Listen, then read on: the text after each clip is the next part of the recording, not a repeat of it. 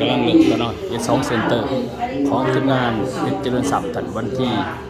21 เดือน 3 ปีมาส่งถันที่เมืองปากซองเมืองจิประสันเบิ่งบรรยากาศไปนำกันคือคือไรสมุทรคือไรสมุทรสิ่งนั้นคือไรสมุทรเศร้ากับสิ่งต่างๆซึ่งว่าเขาซื้อสินค้าไปแล้วเขาซื้อวิทย์ไปแล้วเขาใส่แล้วแต่ไม่รับแล้วแต่ว่าสิ่งที่ต้องแก้มาคือว่าการคุยมากินกินอาหารเร็วแต่ในคนเราเร็วแต่ให้ยังเลี้ยงไม่เกินที่จะเกี่ยวกับมือใส่ซึ่งเป็นจริงที่ว่าคือไม่ชูชาเนี่ยคือสมาชิกคนแต่เราคือนี้เราที่สมาชิกของกิจกรรมของคือการเกี่ยวไปสมาคมซึ่งการแบบในการเล่นเนาะในการเล่นเพื่อว่าไปยื่นนะจะทำไปเรื่อยๆมีงานปาร์ตี้ที่เกี่ยวเนาะคือธรรมดาสมาชิกสูบปุ๋ยใส่ปุ๋ยหรือตัวเทศเลยครับเพื่อว่าแล้วมันใจที่ว่าในการมองที่ทำกับบริษัทอาสุราเนาะจากนั้นก็คือเนาะเขาเรื่องชีวิตการท่องเที่ยวลายที่ไปบ่อนเนาะ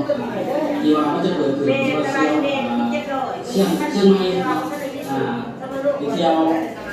ทะเลอีกนิดหน่อยเนาะแล้วก็ไปเที่ยวชลบุรีเนาะซึ่งประเทศไทยแล้วก็มีไปไม่น่าเนาะแล้วก็เป็นโซนประชาชนของเราไปเที่ยวกันทุกปีเนาะซึ่งว่าผู้เที่ยวเนี่ยก็คือมันได้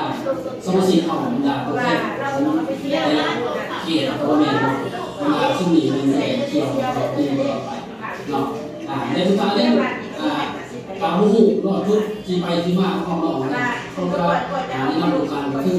วิชาประโกเขาที่เราคือสมาชิกของเราในการเกี่ยวสัมพันธ์กับสมาชิกเป็นอย่างฉันซึ่งว่าอยู่ในเชียงใหม่ซองหลายวันจะปลูกและใส่เนาะอะไรที่ปลูกจักเนาะสามารถสร้างเป็นการที่นำได้สมาชิกของใน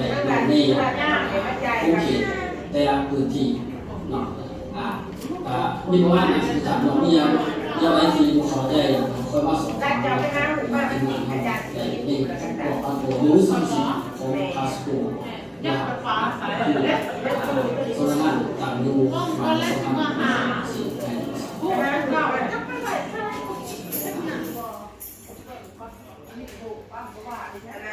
สมาร์ทเขาที่จะมาซีขัน500 บาทได้หรือว่าจะเอาซาโซนโกงไปกินหรือว่าได้สบู่หรือว่าโซนโกดเดี๋ยวแต่เจ้าตัวนั้นมันจะเขามันได้มัน500 บาทมันจะได้ที่เขามีโซนโกดซาหนึ่งถ้าเราจะเอาสุขภาพและสายตาซาก็โซนโกงก็ได้ไปกินก็รักก็ได้พวกนั้นคอยเอามาส่งไปพระเจ้าใช้คนที่ตื่นว่าหนึ่งเขาซื้อเอาย่างได้เป็นเจ้าก็บางคนเป็นตัวแทนคือว่ามันคือว่าเป็นบริษัทที่ไม่ใช่ท่านไม่ได้บริการนั่นคือท่านเพื่อที่ว่าขาดมีที่ต่อเพื่อไปเรียนเนาะคือว่าเพื่อนี้เป็นต่อสู่สำหรับผู้ที่หักที่เราขาดเนาะคือว่าส่วนผสมของประเทศไทยเองนี่อยู่เพื่อน้ำเข้าเนาะเห็นนั่นคือน้ำส้มสกัดคือว่าน้ำสกัดของมันเย็นจริง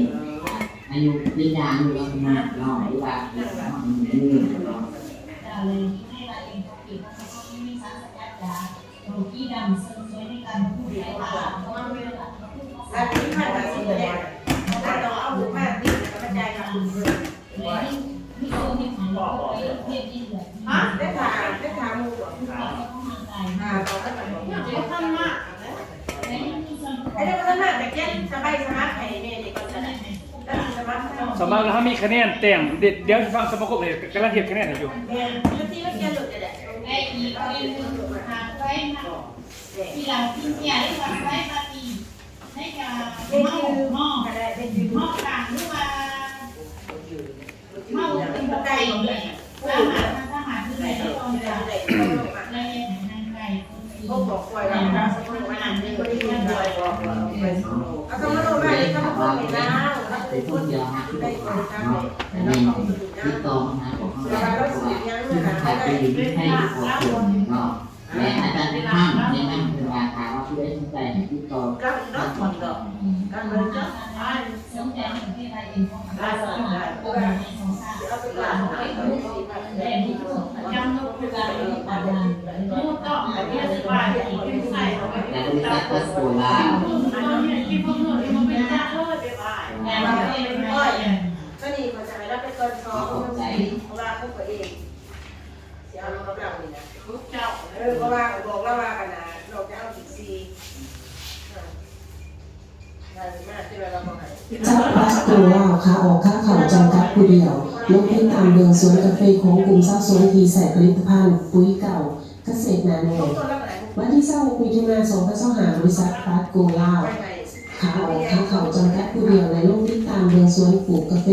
ของกลุ่มเศร้าสวนทีนำใส่ผลิตภัณฑ์ปุ๋ยเก่าเกษตรนาโน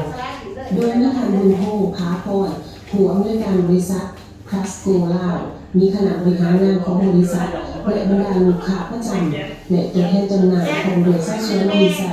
ปุ๋ยเก่าเกษตรนาโนสังการลงติดตามเบอร์ศูนย์กาแฟของสเก็ตฟาร์มซึ่งเป็นตัวแทนกลุ่มสัดส่วนที่เน้นใส่ปุ๋ยเก่าเกษตรนาโนและข่าวเบอร์ศูนย์กาแฟที่ปลูกเมื่อต่อเดือน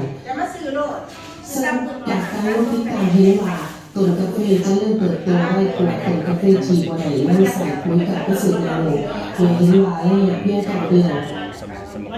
ต้นกาแฟบางต้นออกดอกให้เห็นทางสเก็ตจากโค้งสเก็ตฟาร์มตัวแทนกลุ่มชาวสวนหลักและเฝ้าลาตัวเองและเศร้า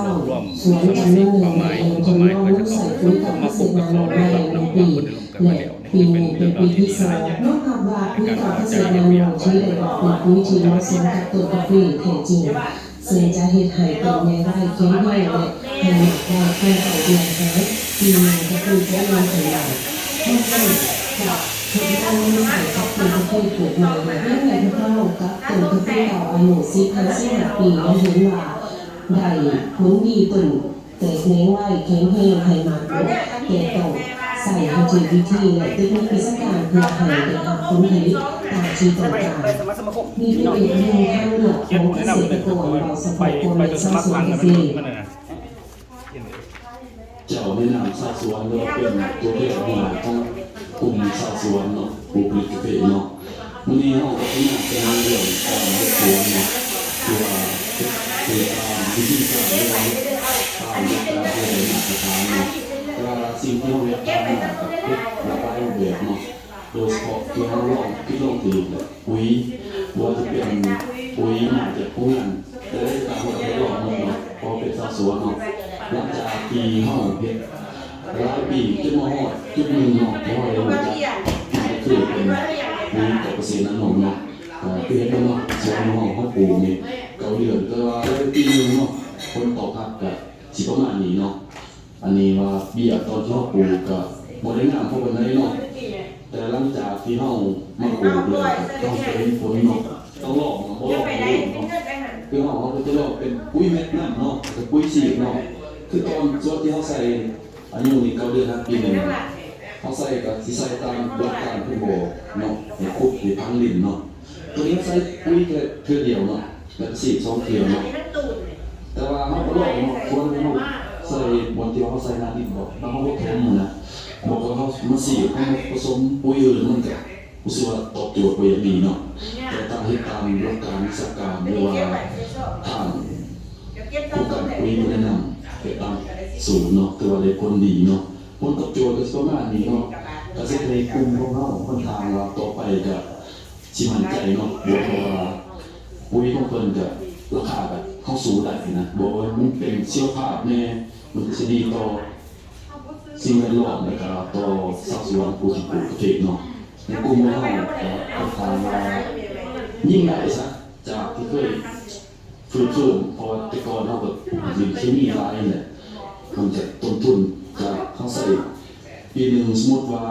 10 ต้นหมอในกลุ่มมันก็จะเพิ่มขึ้นเรื่อยๆเนาะแต่ถ้าเขาใส่เป็นเชียวภาพมันก็สิตอบโจทย์ดีมันไม่ได้เพิ่มเงินเท่าแต่มันจะเพิ่มปริมาณโดยว่าดินของเรามันจะสิเป็นว่าพื้นที่ที่ว่าสร้างกิจเนาะอันนี้เป็นข้อดีเนาะทุกคนที่คิดว่าบ่เชื่อทางเราให้มาลองใส่ลองต้องลองให้คือวิธีการวิชาการผมบอกเนาะ ถ้าเฮาสิไปลองผสมนั้นผสมนี้ให้เป็นที่กระบวนผลของเฮาก็ลองเนาะทีนี้เนาะถ้าทำลองแล้วเป็นผลไปเชื่อว่าทุกคนบ่สิมาขอบใจไปเนาะคิดภายหลังเนาะ